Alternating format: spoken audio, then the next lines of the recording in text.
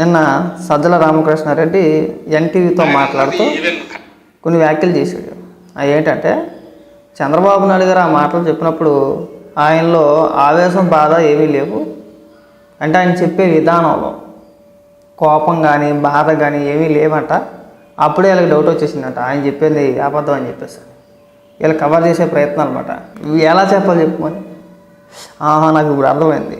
అందుకైనా జగన్మోహన్ రెడ్డి మన press meet పెట్టినప్పుడు ముఖం ఏదో ఏడుపూటి ముఖం లాగా ఏడుతో పెట్టాడు. అందుకేనా నాకు ఇప్పుడు అర్థమైంది. ముఖం అలా పెట్టాలని చెప్పేసి చంద్రబాబు నాయుడు గారికి తెలియదులే. నీకు తెలిసినట్టుగా ఎలా నటించాలి, ముఖం ఎలా పెట్టాలి, బాధగా పెట్టాలా, సంతోషంగా పెట్టాలా, ఏడుతున్నట్టు పెట్టాలా, ఇంకొక రకంగా పెట్టాలనేది చంద్రబాబు నాయుడు గారికి తెలియదు పాపం. తెలియక ఆయన క్యాజువల్గా చెప్పేసాడు. పోనీ మీరు చేసి చూపించవచ్చు కదా, జగన్మోహన్ రెడ్డిని చూపించమని ఏ విధంగా చేస్తారో చెప్పే విషయం క్లారిటీగా ఉండాలి. కానీ హావభావాలు కావాలా మనకి? ఆయనలో ఎలాంటి, ఆయన మొక్కలో ఎలాంటి బాధ లేదు, ఏ బాధ ఉండదు. మనం ఏమైనా సినిమా షూటింగ్ చేస్తున్నాం, సినిమా తీస్తున్నాం మనం ఏమన్నా? సజ్జల రామకృష్ణారెడ్డి ఈ విషయంలో మీరు ఎంత లాగితే అంత మీకే బొక్క. ప్రజలకు ఒక క్లారిటీ వచ్చేసింది. వీళ్ళ డబ్బులకు కక్కుర్తి పడి, నిజంగా వీళ్ళ డబ్బుకు కక్కుర్తి పడి వీళ్ళు ఇది పని చేశారు. క్లారిటీ వచ్చేసింది. మీరు మళ్ళీ లాగి ఇలాంటి చిల్లర మాటలు మాట్లాడి ప్రజల ముందు ఇంకా లోకువైపోవడానికి కాకపోతే అదేమన్నా నీకేమన్నా మైండ్ ఉండి మాట్లాడుతున్నావా? ఉదాహరణ చెప్తా. జగన్మోహన్ రెడ్డి గారి బాబాయ్ వివేకానంద రెడ్డి, సరే ముందు గుండెపోటు అన్నారు, తర్వాత గొడ్లపోటు అని తేలింది. అందరూ వెళ్ళారు, అందరూ చాలా బాధల్లో ఉన్నారు. జగన్మోహన్ రెడ్డి ప్రెస్ మీట్ పెట్టాడు. ఒకళ్ళు ఆవేశం లేదు, కోపం లేదు, బాధ లేదు, ఎక్కడ ఒక కన్నీటి బొట్టు కార్చలేదు. అక్కడ కూడా రాజకీయం చేశాడు. నాకు అప్పుడే డౌట్ వచ్చింది, ఇంత కూల్గా మాట్లాడుతున్నాడంటే ఖచ్చితంగా దీని వెనకాల జగన్మోహన్ రెడ్డి ఉన్నాడని చెప్పేసి. మరి ఆ రోజున చూపించలేదే అవభావాలు, మనిషి ప్రాణం పోయింది కదా. స్పందించాడా? లేదు. మరి జగన్మోహన్ రెడ్డి కోడికత్తి దాడి, మరి అప్పుడు సంగతి ఏంటి? ఇగో ఈ హావభావాలు, ఫీలింగ్స్ ఎలాంటిది లేదు, ఇలాంటి చిల్లర మాటలు మాట్లాడమాకండి. దొరికేసారు దొంగలు. ఇప్పుడు కవర్ చేసుకునే ప్రయత్నం అన్నమాట.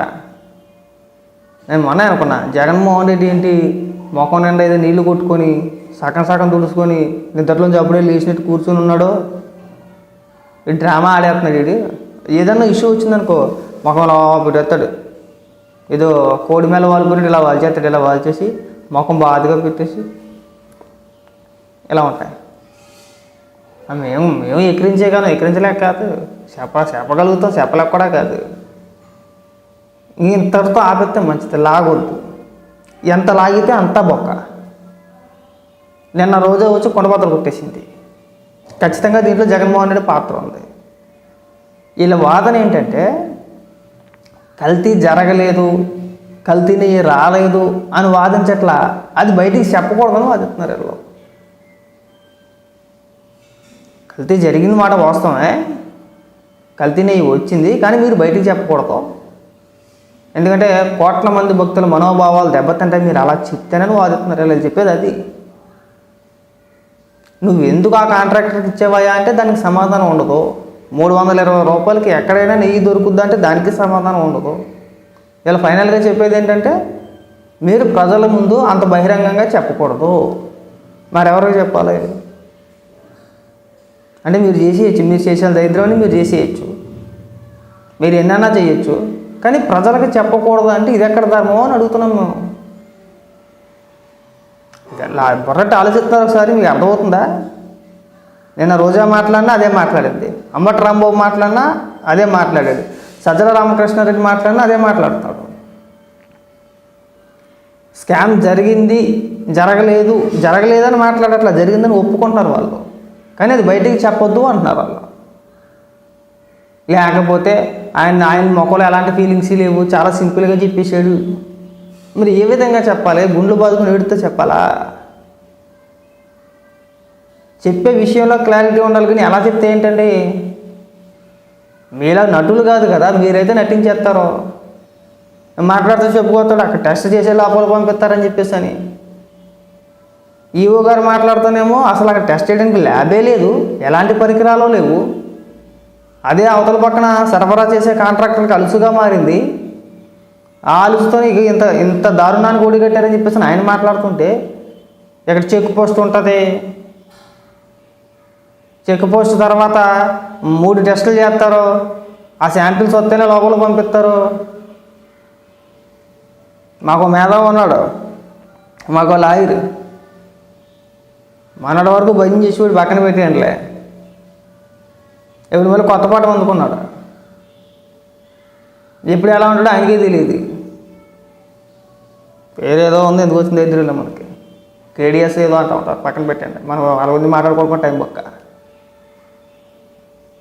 అలాంటిది వీళ్ళు ఇక్కడికి వచ్చి పచ్చి అబద్ధాలు మాట్లాడుతుంటే వినడానికి నవ్వు అవుతుంది. వీళ్ళు ఇంకా ప్రజలు మోసం చేయాలని చూస్తున్నారు. 5 ఏళ్ళు దోచేసిన తర్వాత కూడా ఇంత దారుణానికి ఒడిగట్టి కూడా వీళ్ళు సింపుల్గా కవర్ చేస్తున్నారంటే ఇంకేమన్నా అర్థం కావట్లా. ఇంకా విచారణకి ఎందుకు వెళ్ళట్లేదు? విచారణ చేయొచ్చు కదంటే ఆల్రెడీ ప్రభుత్వం అదే పనిలో ఉంది. ప్రభుత్వం పనిలో ప్రభుత్వం ఉంది, మీరేం తొందరపడి ఆవేశపడిపోవసరం లేదు. ఇందులో ఎవ్వడూ తప్పించుకోలేడు. ధర్మారెడ్డి కానీ, సుబ్బారెడ్డి కానీ, కరుణాకర్ రెడ్డి కానీ, జగన్మోహన్ రెడ్డి కానీ, సజ్జల రామకృష్ణారెడ్డి కానీ, ఒకడైనా కాదు చాలామంది ఉన్నారు. అందరూ ఎవడు తప్పించుకోడు, అందరూ దొరికేస్తారు. ఆ రోజు తెలుసుద్ది, ఆ రోజు అప్పుడు తెలుసుద్ది మాట. ముఖంలో హావభావాలు ఉన్నాయా, ఫీలింగ్స్ ఉన్నాయా, ఎందుకు బాధపడలేదు, సింపుల్గా ఎందుకు చెప్పేసారు. ఆ రోజు మీరు ఎలా చెప్తారో మేము కూడా చూస్తాం. చేసిన దారుణం చేసి తిరుపతి నాశనం చేసేసి మళ్ళీ ఇక్కడికి వచ్చి పాఠాలు చెప్తున్నారు. అలా కొంచెమైనా సిగ్గు అనిపిస్తుంది అసలు. పైగా సజ్జల రామకృష్ణారెడ్డికి ఏం పనో నాకు అర్థం కావట్లా. అతలో ప్రభుత్వ సలహాదారుడు కదా నువ్వు, అప్పుడు అంతే కదా, ఏ శాఖకు సంబంధించి నువ్వే మాట్లాడేసోడు కదా. ఒక పక్క మీ కార్యకర్తలు నేను అమనాభూతులు పెడుతున్నారు, సజ్జల రామకృష్ణారెడ్డిని పార్టీకి దూరంగా పెట్టండి అయ్యా, పార్టీకి దూరంగా పెట్టండి అయ్యా, సరే నాశనం చేసేస్తున్నారని చెప్పేసి మీ కార్యకర్తలు పెడుతున్నారు, నేను అమనాభూతులు పెడుతున్నారు. సజ్జల రామకృష్ణారెడ్డిని వైసీపీ కార్యకర్తలు పచ్చి బుర్రలు పెడుతున్నారు. పార్టీలో ఉంచమాకండి, పార్టీ నుంచి దూరం పెట్టండి, మీరు మాత్రం వింటారు. కాబట్టి ఏంటంటే ఇంకెళ్ళండి ఉపన్యాసాలు మాకండి.